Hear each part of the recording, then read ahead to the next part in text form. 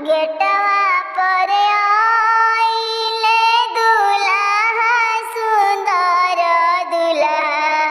गेटवा पर आई गइले दुल्हा सुंदर दुल्हा। गेट देखी गइले लो भाई लाला। गेट देखी गइले लो भाई लाला। हाथवा में शोभे उनका रेशमी रुमालिया हो।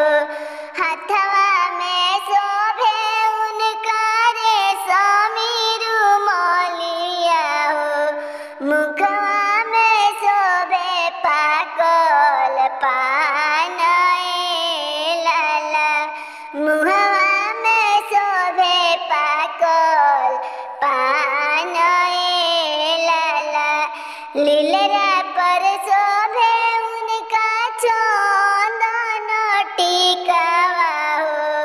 लीलरा पर शोभे उनका चंदन टीकावा हो। सिरवा मौरिया के लरे लाला। सिर पर मौरिया के लरे लाला।